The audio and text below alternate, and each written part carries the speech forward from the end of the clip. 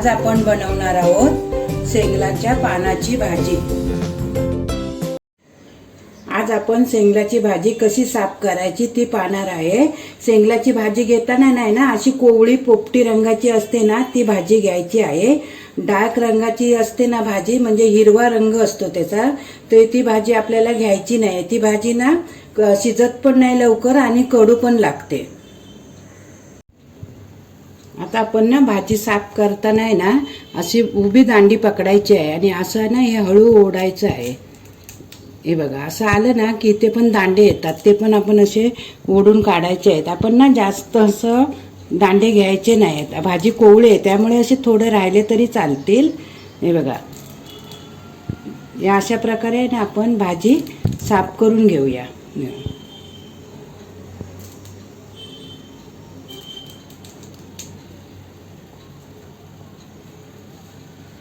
अशी आहे ना आपण आता सर्व भाजी साफ करून घेऊया।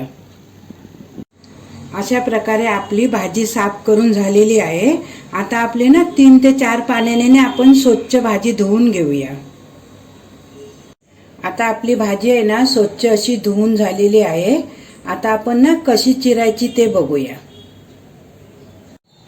भाजी चिरताना आहे ना असं आपण ना सर्व पानं आहेत ना अशी एका मुठीमध्ये घ्यायची आहेत आणि हे असं पकडायचं आहे आणि असं आपण ना मध्ये असं कापून घ्यायचं आहे। हे बघा अशी कापली ना का मग एका हातामध्ये ना अशी सर्व अशी एकत्र करायची आहे। आणि आता आपण ना भाजी अशी बारीक बारीक चिरत जाऊया। हे बघा अशा पद्धतीने आहे ना आपण बारीक भाजी चिरूया। हे बघा अशी बारीक चिरायची आहे। आपण भाजी बारीक चिरू ना तेवढी आपली भाजी ना छान होणार आहे।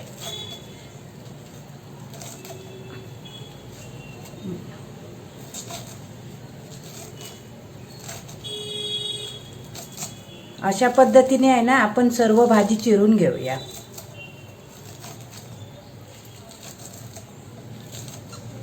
आता मी गॅसवर ना एक पॅन ठेवलेला आहे, ते आपलं पॅन तापलेलं आहे, तर आपण ना आता त्यात तेल टाकून घेऊया।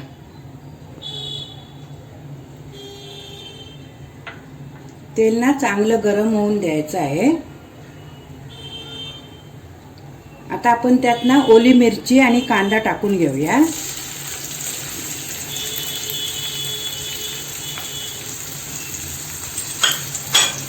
तो ना थोडासा आपण तेलावरती परतून घेऊया।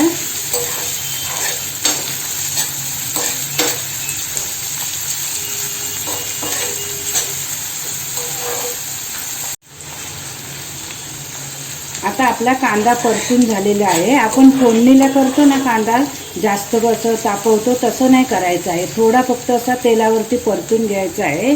आता आपण यात ना भाजी टाकून घेऊया।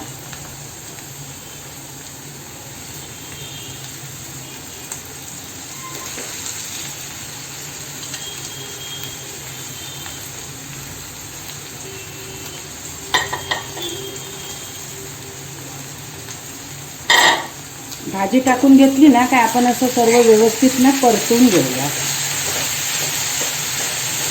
भाजी आणि कांदा ना व्यवस्थित मिक्स व्हायला पाहिजे।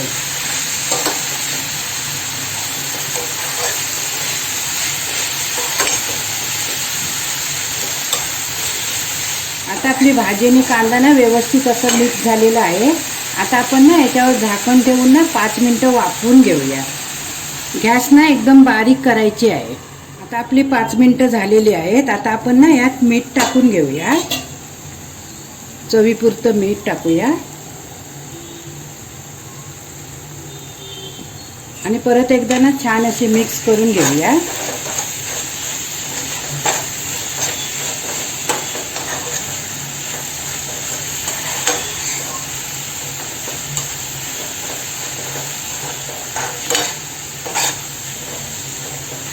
परत ना आपण झाकण लावून आहे ना बारीक गॅस करून 10 मिनिटं वाफवून घेऊया। आता आपली 10 मिनिटं झालेली आहे।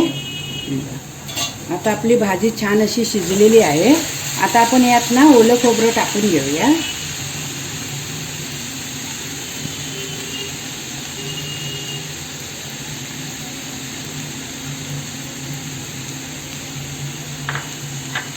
हे पण ना आपण असं व्यवस्थित परतून घेऊया।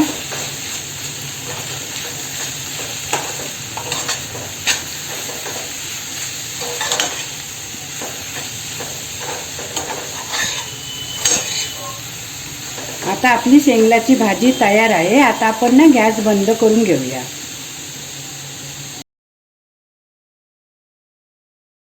ही भाजी अत्यंत पौष्टिक आणि रुचकर असते.